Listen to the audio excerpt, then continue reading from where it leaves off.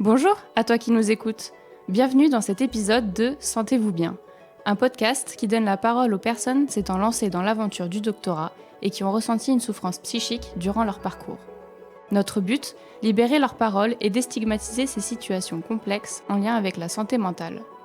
Alors que tu sois en doctorat, en postdoc ou touché de près ou de loin par l'univers de la recherche, sois à l'écoute, car ici, on ne se taise pas. Si tu rencontres des difficultés ou que cette histoire te fait écho, n'hésite pas à demander de l'aide, t'adresser à des professionnels de santé ou services dédiés à ces problématiques. Aujourd'hui, Ellie se présente et se confie sur un parcours complexe à aborder. Ellie a su s'adapter et affronter un environnement hostile et compétitif, malgré des tentatives de communication et un réagencement académique. Entre pression, angoisse et culpabilité, elle te raconte comment elle a surmonté, non sans peine, ces obstacles. Alors si tu es prêt à découvrir ce nouveau témoignage, c'est avec plaisir que je te souhaite une bonne écoute. Bonjour Ellie, bienvenue dans cet épisode de Sentez-vous bien. Merci d'avoir accepté de te livrer. Pour commencer un petit peu l'épisode, je pose souvent la question de est-ce que tu peux te présenter en quelques mots, dire ce que tu fais, dans quel domaine tu as effectué ton parcours, tout ça. Donc, je suis Ellie et j'ai fait ma thèse dans un domaine de sciences, technologies et mathématiques appliquées. Ma spécialisation était plus multidisciplinaire que ça, qui est cool. Et moi, je viens d'un autre pays et j'ai fait mes études plutôt là-bas, mais je suis venue en France pour un master et pour la thèse. Ouais, et ça fait quelques mois depuis que j'ai soutenu la thèse. Donc, je suis docteur, finalement, mais depuis pas longtemps. Et du coup, tu as commencé cette thèse en 2018 ?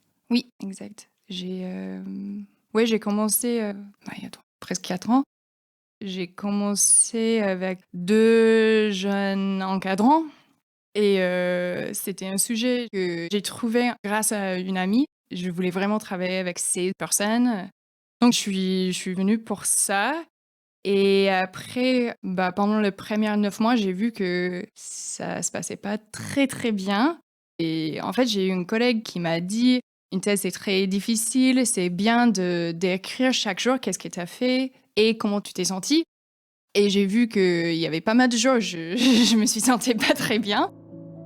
Ma relation avec mes co-encadrants, c'était très tendu et j'ai pris des photos des messages où après un rendez-vous, j'ai écrit quelque chose juste pour avoir tout dans le même journal et de le voir après chaque semaine que c'est pas que moi, c'est pas mon problème, il y avait quelque chose qui se passait pas.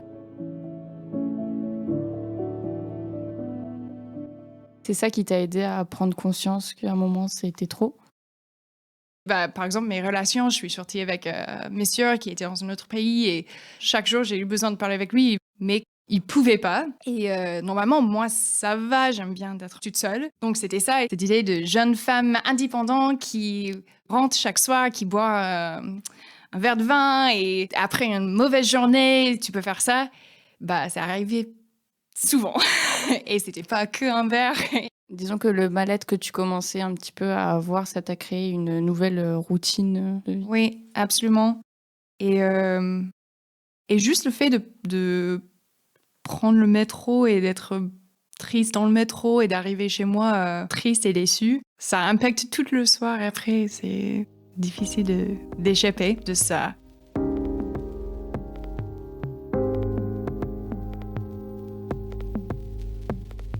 Et quand est-ce que tu t'es rendu compte que tu ressentais cette souffrance durant ta thèse, et notamment avec tes 2 encadrants ?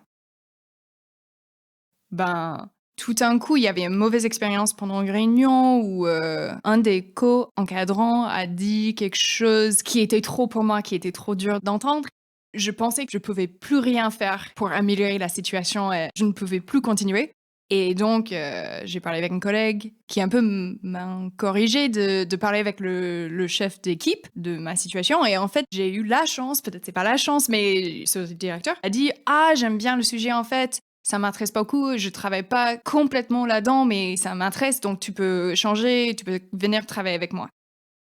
Et je dis: trop bien, ça résout tous les problèmes parce qu'en fait, comme étrangère, le visa que j'ai eu, c'est lié avec le travail. Et donc, avant d'arrêter, j'ai parlé avec plusieurs avocats de voir si c'est possible de rester en France sans avoir le contrat pour la thèse. Comme le sujet était multidisciplinaire, je voulais continuer avec ce sujet et pas juste trouver un CDI dans une grande boîte. Et j'ai vu que chaque avocat m'a dit si c'est plus facile de trouver une façon de continuer la thèse. Donc, j'ai dit bon, ok, je continue avec ce directeur. Mais c'était pas facile après. Honnêtement, je pense que le début de thèse, c'est une partie très dure et de recommencer et refaire le début après 9 mois, c'est pas super agréable. Et qu'est-ce que tu retiens de l'encadrement que tu as eu avec tes 2 premiers directeurs de thèse? J'ai écrit un papier qui a été publié avec tout mon travail de le premier 9 mois, mais j'ai pas fière de cet article et c'était vraiment un mélange de mes idées. C'était pas un bon article à la fin. Donc c'était toujours dans un peu le même sujet, mais il y avait une approche très différente. Donc elle a dit, bon, on prend ce que tu as fait, mais on change quand même, on change quelque chose. Et juste le fait de changer de directeur et d'encadrant, est-ce que ça t'a plutôt rassuré du coup? Quel ressenti t'as eu à ce moment-là? Au début, c'était bien parce que la personne était sympa. Elle a dit, je comprends, j'ai vu des soucis avec toi et tes encadrants. Donc c'était rassurant. Mais en même temps, j'ai pas complètement compris que elle aussi, elle avait des soucis avec les 2 autres encadrants. Et donc c'était bien de savoir que c'était pas que moi. Et en même temps, elle voulait comparer nos expériences. Elle a vu mon expérience avec ses yeux et ses opinions et en fait, elle a un grand biais parce que à cause des différences d'approche. Donc, elle n'était pas d'accord avec mes soucis autant que doctorant, c'était le souci avec l'approche de recherche des 2 encadrants et c'était pas du tout le cas. Donc au début, oui, et elle était tellement sympa. Cette personne était comme un parent, un père ou une mère. J'ai pleuré dans son bureau et cette personne était sympa. Mais oui, après, j'ai vu que c'était pas que l'encadrant, c'était l'atmosphère dans l'équipe aussi. C'est-à-dire, l'atmosphère. Est-ce que tu ressentais déjà une tension, un manque de communication ou un climat peu agréable entre les personnes de l'équipe? J'ai eu quelques autres doctorants dans le labo avec qui je pouvais parler, avec qui on a senti des problèmes, mais tu pouvais pas parler avec tout le monde, par exemple, parce que il y a une mauvaise atmosphère dans le labo et par exemple, il y avait une question de pouvoir et donc j'ai eu l'impression que si tu dis un mauvais truc contre un permanent, une autre personne, ça peut sortir si tu fais pas confiance à l'autre doctorant. Donc, on n'était que quelques-uns qui étaient plus proches et qui ont fait confiance en eux juste pour survivre.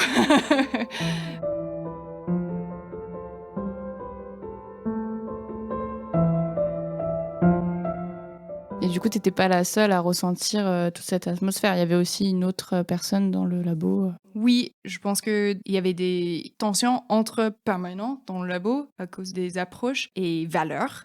Je pense qu'on peut le voir dans la société, il y a l'ancienne génération qui a dit bah la vie c'est comme ça et une nouvelle génération qui dit en fait on est complètement contre tes idées. Et donc il y avait la génération la vieille génération et une nouvelle qui s'entendaient pas, mais en fait au final qui faisaient un peu près de même. Bah, il y avait beaucoup de similarités aussi. Donc oui, j'étais pas le seul. Comme je suis restée dans la même équipe, c'était bizarre de voir les anciens encadrants et le directeur chaque semaine. J'étais vraiment entre les deux équipes, mais j'étais obligée d'être avec le nouveau directeur parce que cette personne m'a sauvée, entre guillemets. Mais du coup, comment tu faisais pour travailler au labo, sachant que c'était un climat assez tendu, où tu étais finalement entre ton équipe, d'anciens directeurs et ta nouvelle équipe? Bah, j'ai jamais travaillé dans le labo. Pas jamais, mais j'ai progressé pas quand j'étais dans le bâtiment. J'ai eu la chance que mon sujet, je pouvais le faire à distance. Et avec Covid et avec les manifestations de gilets jaunes, c'était souvent à distance. Mais ça m'a aidé beaucoup de prendre distance et j'adorais mon sujet. Donc de continuer dans mon sujet, continuer de parler avec mes participants et d'autres chercheurs un peu dans le domaine sans être très attaché à l'équipe. Quand tu disais que tu progressais pas quand tu étais sur place, c'est parce que tu avais une certaine anxiété qui était constante? Oui, exactement. Constante. Honnêtement, ça fait quelques mois depuis que j'ai soutenu ma thèse et j'ai toujours peur de le son de recevoir un mail ou on avait un autre appli et j'ai eu besoin de déinstaller tout parce que juste le son, ça me faisait peur. L'anxiété que le nouveau directeur va passer dans mon bureau sans avoir planifié une réunion et de dire OK, on va discuter ça. Bah, j'ai pas fini. Bah, on le fait. Et si j'ai pas fait le progrès que cette personne a voulu, mauvais après-midi. Et aussi, c'était triste, mais j'ai parlé avec d'autres doctorants. C'était le seul jour où on avait tout le monde. On était obligés d'être là. Et il y avait tout le monde. Et j'ai pris un café avec ce doctorant, j'ai pris un café avec ce doctorant parce que c'était un peu le séance de thérapie avec des doctorants qui voyaient pas de thérapeute ou qui voulaient pas ou qui voulaient juste parler. Ouais, c'était difficile de bosser et de lire des articles et tout ça. Parce que du coup, tu échangeais à la fois sur toi, ce que tu ressentais, mais également tu accueillais ce que les autres ressentaient. Ah oui, c'est vrai. J'ai pas pensé à ça, mais complètement. Complètement. Avec beaucoup de monde. Je veux dire, pas que avec les doctorants, mais avec ma famille. Si ma sœur rencontre une histoire difficile, j'ai l'impression que je porte le souci toujours sur moi. Mais c'était ça, chaque jour, chaque semaine. Je suis rentrée et j'avais trop d'histoires, mauvaises histoires des autres doctorants que j'ai portées. Ouais, donc complètement. Mais je pense qu'on a partagé pas mal. Mais c'était difficile. Tu savais que tu avais confiance en quelqu'un, mais en fait, peut-être un jour, il peut plus parler avec toi parce que c'est trop difficile. Donc peut-être tu perds un lien avec quelqu'un. Donc t'étais jamais stable avec le groupe. Et comme c'est dans la recherche, il y a souvent les gens qui partent ou qui reviennent et qui voient le problème ou pas toujours. Et par exemple, c'était difficile. Je voulais juste échapper à l'expérience de mes anciens encadrants. Mais en fait, comme j'ai eu des collègues, des autres doctorants qui ont travaillé avec eux, bah, Tu les quittais jamais vraiment, quoi. jamais, jamais, jamais. Non. Et toi, tu as trouvé un moyen de décharger tout ça auprès de quelqu'un ou en faisant d'autres choses? Oui, bah, le truc qui marchait le mieux, c'était de voir un thérapeute. Mais moi, j'ai eu la chance que mes parents m'ont soutenu de voir quelqu'un. Donc, en fait, j'ai commencé fin de lycée de voir quelqu'un parce que j'ai grandi dans la même ville pour toute ma vie et à 18 ans, j'ai quitté la ville pour une grande école. Et ça, c'était difficile. Et pendant mes études, c'était une école très compétitive. Donc, j'ai vu quelqu'un et j'ai pris des médicaments. Quand je suis arrivée en France, j'ai plus pris de médicaments et je n'ai pas eu un thérapeute. Donc, je pense que 6-7 mois après que j'ai commencé avec le nouveau directeur, finalement, ouais, c'était un samedi chez mon copain. Il a dit, tu es sûr que tu veux pas voir quelqu'un? Je dis oui, mais ça prend du temps de trouver quelqu'un avec qui tu t'entends bien et c'est cher et je veux quelqu'un avec qui je peux parler dans ma langue maternelle. Je sais pas où de chercher. Il a dit, peut-être c'est le moment de commencer. Je suis complètement d'accord. Et j'ai eu la chance que j'ai trouvé quelqu'un sur Internet. J'ai cherché dans ma langue maternelle et elle vient pas du même pays que moi, mais elle est expat en France et donc on s'entendait très très bien. Je le vois toujours chaque semaine. Je pense que ça fait 2 ans et demi qu'on se parle toujours. Et ça, c'était très bien. Elle aussi, elle a travaillé avec pas mal de doctorants et donc elle avait expérience. Et aussi parce que j'ai vu des collègues qui étaient pas à l'aise de voir quelqu'un et j'ai vu que ça m'aide beaucoup. Eux, ils avaient beaucoup de problèmes. Moi, au moins, j'ai eu 1 heure par semaine de parler de mes problèmes. Tout à l'heure, tu as parlé d'une anxiété que tu ressentais, notamment vis-à-vis de ton directeur de thèse.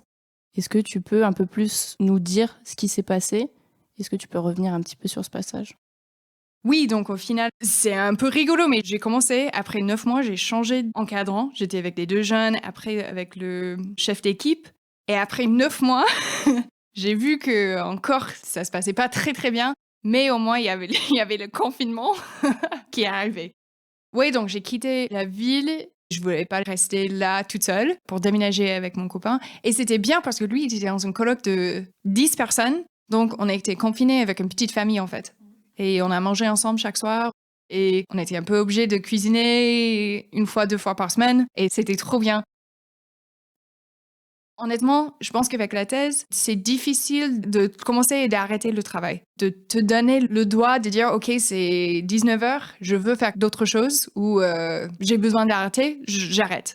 Aussi, c'était pas ça qui était dit dans le labo. Dans le labo, c'était tu travailles le week-end, tu t'arrêtes jamais, sans pause. Dans mon labo, c'était pas très bien vu de prendre beaucoup de vacances.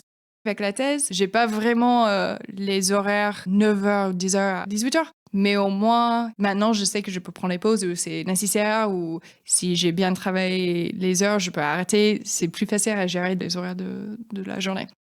Confinement, je faisais ce que je voulais, mais qui va aider pour le projet. Et c'était pas un souci parce que le directeur pouvait pas me surveiller tout le temps.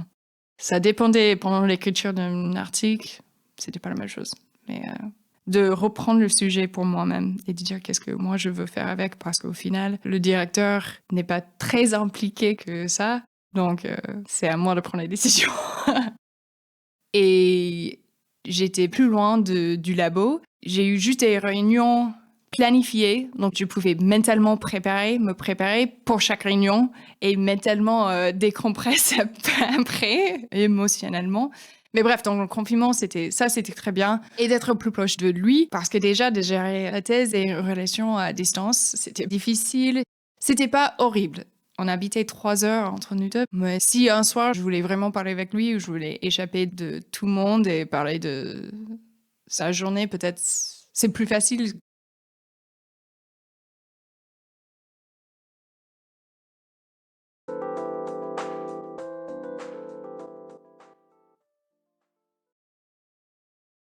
Il ne travaillait pas dans le même domaine, pas dans la recherche, et d'avoir des réponses de bah ça c'est pas ok.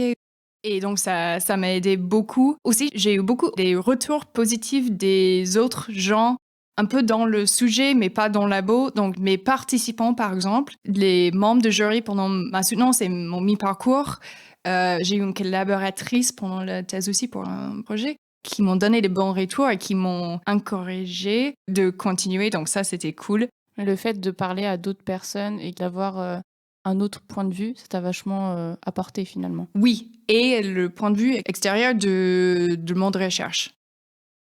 Et qu'est-ce qui s'est passé après ces confinements du coup? On n'était jamais complètement libre. Et après les 3, bah, c'était le moment pour l'écriture du manuscrit. Et ça, on fait tout seul. Ça, c'est vraiment le travail tout seul. J'ai demandé à mon directeur, j'ai dit, bon, on va pas être tout le temps 100% au labo.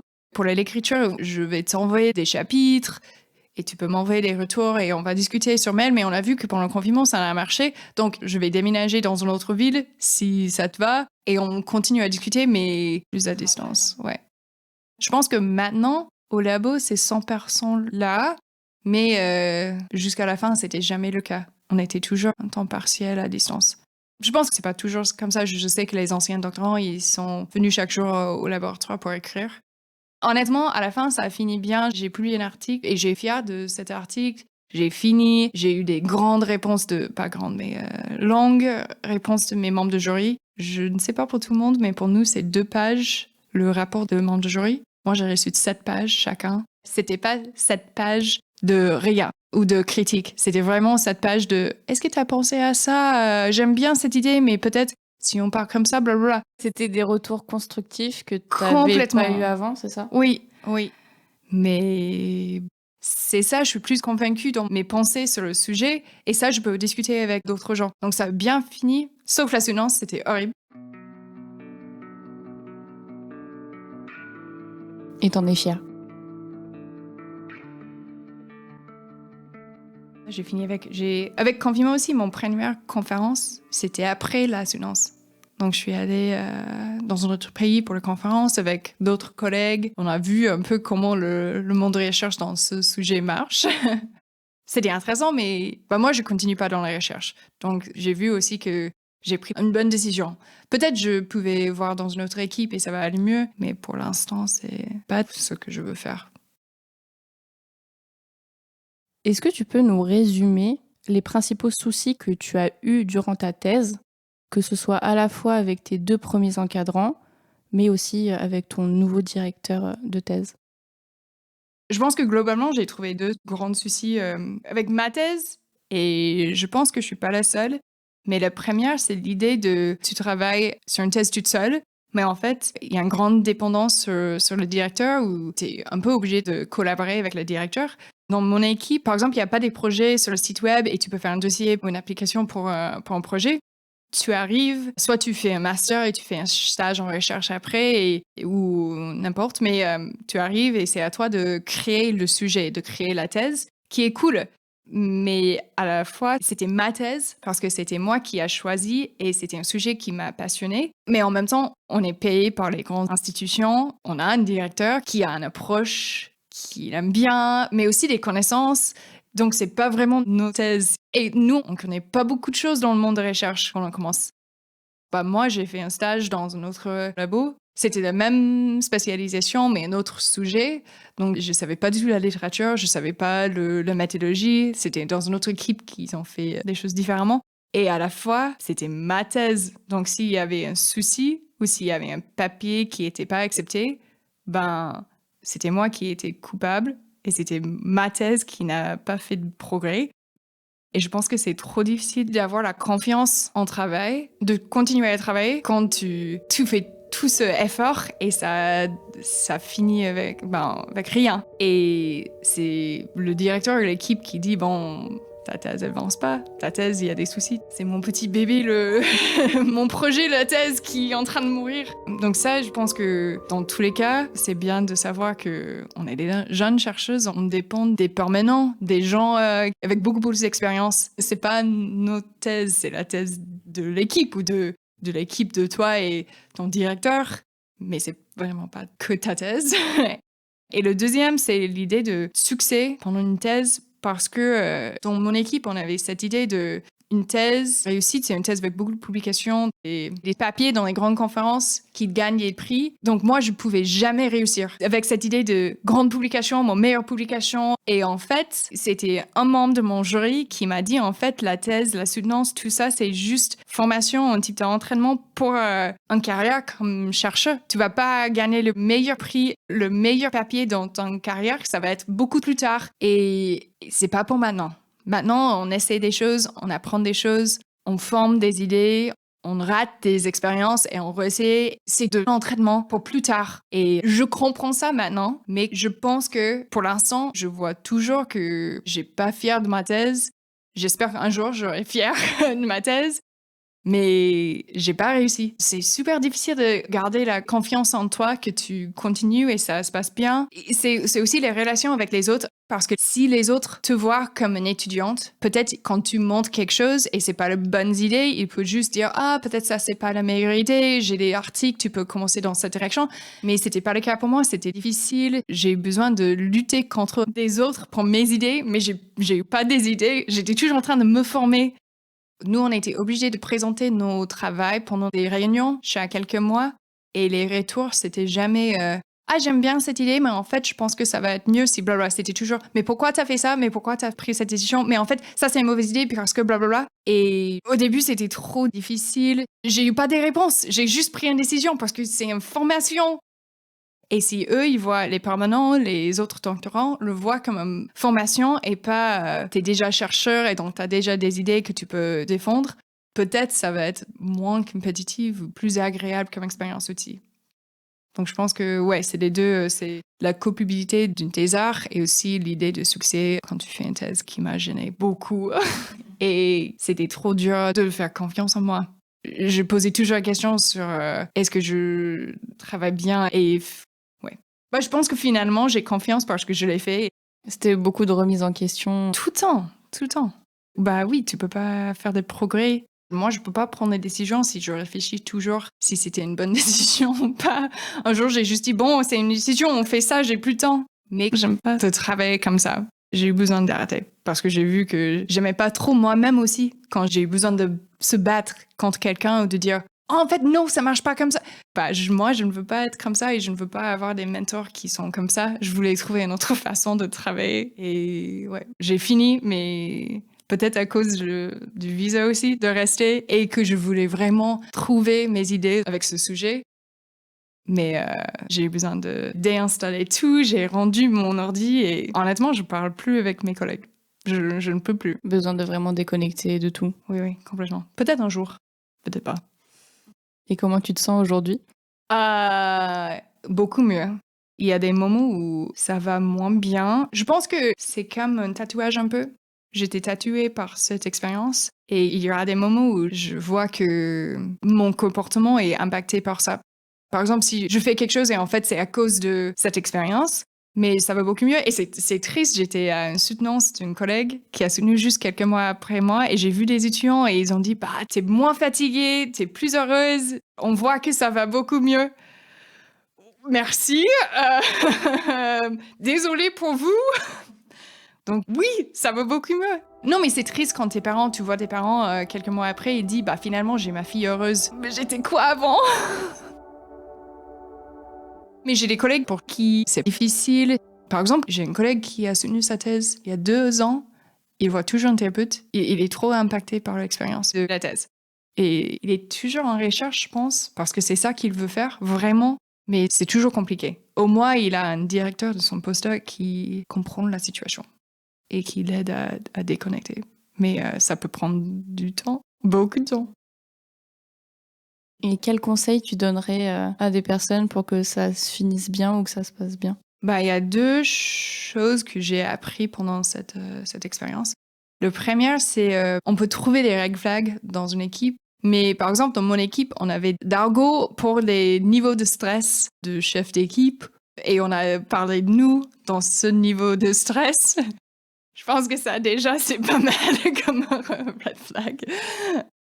Mais par exemple, avant de commencer, j'ai envoyé un mail à une doctorante de demander si ça se passe bien dans l'équipe et des directeurs. Et en fait, je pense que c'est toujours une bonne idée. Elle a répondu avec un mail qui avait dit des choses très vagues. Et en fait, j'ai pas compris qu'elle a essayé de me dire que ça se passe pas bien.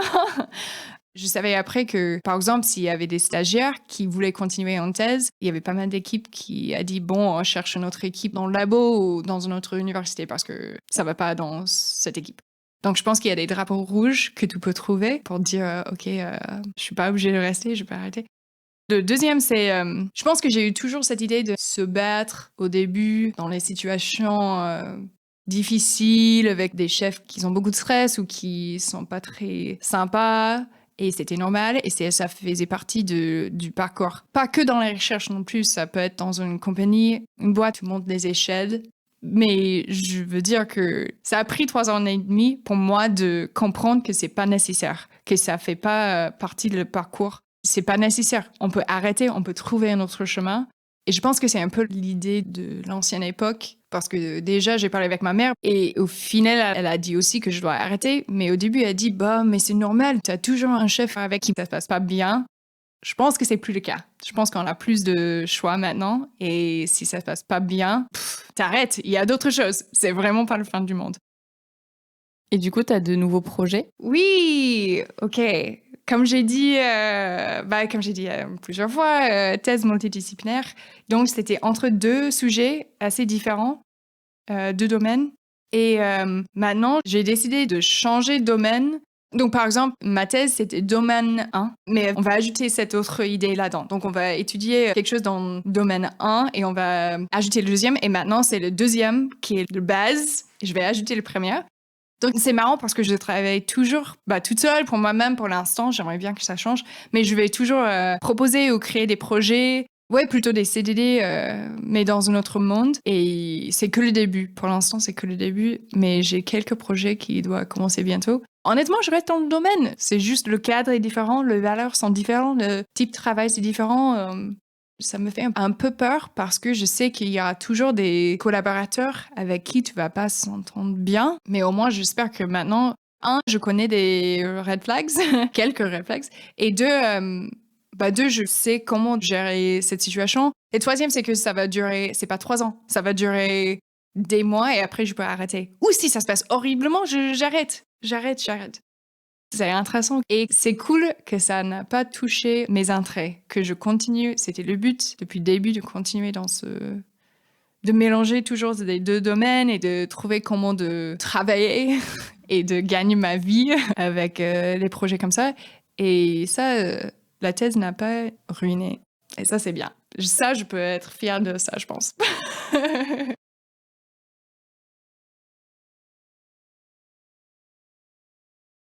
Et maintenant, qu'espères-tu à travers ton témoignage? Ah, Moi, j'espère que ma témoignage participe au discours pour changer les valeurs et la vision de monde recherche. C'est un monde public.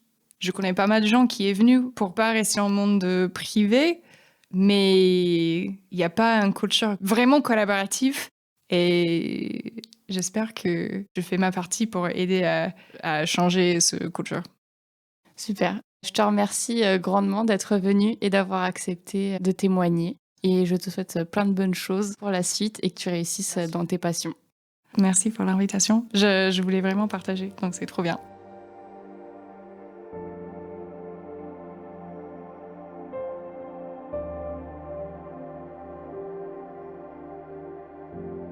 Pour éclaircir quelques notions liées à ce témoignage, nous allons désormais retrouver Éline et Cali, psychologues, afin de basculer dans leur univers. Bonjour Éline, bonjour Cali.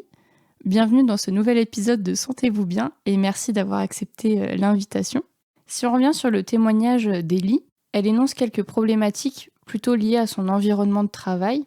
Par conséquent, qu'est-ce qui entraîne dans ton environnement de travail une surcharge ou un déclenchement de troubles ou de symptômes pour une personne? Il y a pas mal de choses dans l'environnement de travail qui peuvent déclencher des difficultés, notamment les injonctions paradoxales. Ça, c'est vraiment très compliqué à gérer. Donc les injonctions paradoxales, c'est quand on nous dit de faire quelque chose et puis juste après, on nous dit de faire tout l'inverse. Par exemple, tu dois en faire beaucoup, mais bien. Donc qualité, quantité, ça, c'est compliqué. Dans le cas d'Ellie, elle le dit très bien, et c'est ce qui a pu l'agacer aussi. C'était, on lui donne des responsabilités, on lui demande d'être autonome, de se débrouiller, et puis en fait à côté on lui met des bâtons dans les roues parce que finalement il y a une dépendance vis-à-vis du directeur de thèse, quoi. Donc ça aussi c'est une injonction paradoxale. Et il y en a plein en dehors des thèses, il y en a plein dans la société, typiquement par exemple en tant que rôle de mère on va dire. Il faut être la mère qui travaille, sinon on est une feignante, mais en même temps, si t'es trop absente pour tes enfants, bah, t'es une mauvaise mère. Voilà, c'est vraiment le fait qu'il n'y a pas de solution idéale. On peut pas répondre à ça en fait. Ça peut créer des troubles de manière assez violente. Ce qui peut entraîner des troubles aussi, c'est le fait qu'on ne valorise pas le travail de la personne, qu'on pointe les côtés négatifs tout le temps, sans jamais pointer tout ce qui est positif. C'est ça, on nous dit toujours ce qui va pas, ou c'est pas mal, mais c'est pas suffisant. Voilà, il n'y a jamais de contentement en fait, et donc pas de renforcement positif de la personne, et donc c'est démoralisant, et ça donne pas envie de se donner à fond dans son travail. Oui, on sous-estime ce côté-là dans le travail, mais c'est vraiment important de valoriser les initiatives des personnes et voilà, le travail qu'ils font bien. Parce que sinon, ça te met dans une ambiance plutôt négative. Et du coup, t'as pas envie de t'investir parce que tu sais que tu vas avoir des retours négatifs. Oui, c'est un C'est cercle ça. vicieux. Tout à fait. Après, on en a beaucoup parlé, le fait de banaliser les souffrances, les émotions, voilà, que c'est normal d'être en difficulté, tout le monde passe par là, etc. Ça, évidemment, ça n'aide pas. Il y a évidemment l'ambiance avec les collègues, qui est très importante. Primordial, ouais. Dans une équipe, si les collègues, ça roule pas... Bah oui. Voilà, donc à la fois que ce soit des collègues autant investis que la personne, parce qu'il y a ça aussi, si elle a toute la charge sur elle, évidemment, ça va être compliqué, même s'ils sont sympathiques. Et après, voilà, il y a l'ambiance avec eux. Et puis, tout ce qui est manque de cadre de travail. Donc, quand notre directeur nous incite à travailler en dehors de nos jours de travail, donc le week-end, bon, ça, c'est vrai que c'est compliqué quand on est doctorant, puisque à la fois on est étudiant et salarié. Mais voilà, il faut avoir un cadre précis de travail pour pas dépasser ses propres limites. Parce que ça peut te pousser hors limite et après, ça peut entraîner certains troubles du coup. Quelles seraient les conséquences de tout ça ? Ouais, c'est ça. Dans l'environnement de travail, tout ça, ça peut entraîner différents troubles comme de l'anxiété qui peut mener à la dépression ou alors on peut aussi développer des addictions, par exemple. Et de façon générale, comment tu qualifies une addiction et comment tu la repères ? Alors, comment on qualifie une addiction ? Une addiction, c'est une recherche de plaisir immédiat qui est répétée dans le temps et dont on n'arrive pas à se défaire. À un moment, on se dit « Ok, j'en ai pas besoin » et puis on n'arrive pas à s'en passer. Donc une addiction, c'est ça et c'est quelque chose qui apporte de la souffrance quand on veut arrêter. C'est ça, donc l'addiction, c'est très vaste comme terme. Ça peut concerner des substances, donc dépendance à l'alcool ou à certaines drogues ou à des médicaments. Mais ça peut être aussi une addiction qu'on dit plutôt comportementale. Donc ça va être l'addiction au sport, au sexe, aux jeux en ligne. Enfin voilà, ça peut toucher plein de domaines. C'est principalement, alors quand c'est lié à un épuisement au travail, hein, parce que là c'est notre sujet, c'est dans un premier lieu une tentative d'évitement du mal-être, évidemment. Donc on cherche ce plaisir effectivement immédiat. Le souci, c'est que au niveau cérébral, le cerveau va ressentir ce plaisir. Cependant, quand il est tout le temps répété, comme c'est le cas, le système, on a une voie spécifique dans le cerveau qui est le système de la récompense, que tous les êtres vivants ont. Ce système de la récompense, il va se mettre à déconner complètement. Voilà. Et c'est ce qui va créer l'addiction dans le sens où il va réclamer toujours plus. Donc plus de fois, en termes de dose, quand on est sur de la dépendance à l'alcool par exemple. Et donc c'est une habituation en fait cérébrale au plaisir ressenti. Donc la dose que j'ai prise il y a 15 jours, qui m'avait contentée on va dire, aujourd'hui elle me fait plus rien. Donc j'augmente et c'est là que ça peut devenir évidemment très dangereux et qu'il faut agir. Après, pour le repérage, il y a eu beaucoup de prévention au niveau national sur les addictions. Il y a des sites en ligne. Si vous tapez dépistage addiction sur Internet, vous avez des sites où il y a des questionnaires donc par type d'addiction. Des questionnaires où on vous demande la fréquence, etc. Et ça vous permet de vous situer, voir si c'est un comportement problématique ou simplement à risque de dévier. Je pense que la question qu'il faut se poser dans sa tête, c'est est-ce que j'en ai envie ou est-ce que j'en ai besoin ? Parce que quand on arrive à j'en ai besoin, là, il y a un souci. Oui, donc c'est un peu le signal d'alerte qu'il faut se mettre en tête. Et dans ce cas-là, une fois que le signal d'alerte a été identifié, comment tu peux te défaire de cette addiction ? Déjà, quand on la repère, c'est déjà un très gros travail de fait, parce qu'il faut savoir que les personnes sont dans le déni pendant longtemps. Cette phase de déni, elle peut durer un certain temps. Donc déjà, quand on sait qu'on souffre d'une addiction, c'est le plus gros du travail, j'ai envie de dire, qui a été fait. Oui. Et après, il faut un soutien sur le plan médical, ça c'est sûr. Ouais. Il faut qu'il y ait un médecin dans la boucle, parce que bon, là, surtout quand c'est sur des substances, ce qui est le cas dans la plupart des cas, il va y avoir les symptômes de manque, en fait. Quand la personne va vouloir réduire ou carrément se sevrer d'elle-même, ça peut être dangereux en fait. Le corps il réagit de manière très violente, donc il faut un accompagnement médical au niveau du sevrage. Et après, c'est le travail vraiment thérapeutique avec un psychologue ou autre, ou dans des centres quand on est vraiment à un stade de dépendance plus élevé, où là ça va être des stratégies alternatives en fait. Quand l'envie arrive, quand on ressent ce manque là, qu'on a besoin de cette substance, trouver d'autres comportements qui peuvent nous soulager, nous apporter un plaisir sans que ça soit nocif pour nous quoi. Et donc les addictions, au départ, elles ont vraiment un rôle de soulagement. Elles arrivent parce qu'il y a un mal-être, on a besoin de trouver une façon d'éviter ce mal-être, donc on va tomber dans une addiction. Ou alors, quand on est plus jeune, par exemple avec la cigarette, ça peut être tout ce côté approbation sociale, me faire des amis, être intégré. Donc là, on va faire comme les autres pour s'intégrer, et là, on peut tomber dans des addictions aussi. Donc du coup, regardez le contexte et creusez pour chercher la cause de cette addiction. Super, merci beaucoup pour cette analyse et toutes vos connaissances partagées. Merci à vous.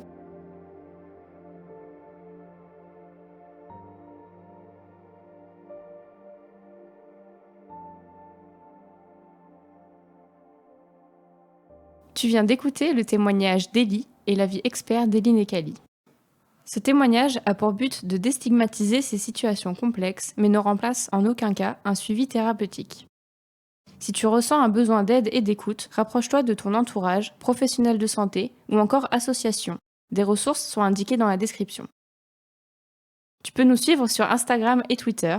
Pour nous soutenir, n'hésite pas à t'abonner à notre compte sur ta plateforme d'écoute préférée. Pour tout partenariat et ou envie de partager ton histoire, contacte-nous à l'adresse mail suivante: svb-off@outlook.fr. Nous remercions chaleureusement Ellie d'avoir accepté de se livrer. Ce témoignage a été recueilli et réalisé par Amélie Gauthier, Marine Leclerc et Noémie Slavski. Nous remercions Lucia Dorley, Lucia Musique sur Instagram, pour l'enregistrement et le mixage, ainsi qu'Ellie Nekali, psychologue de profession connue sous le nom de Psychobaye sur Instagram, pour leurs connaissances scientifiques apportées.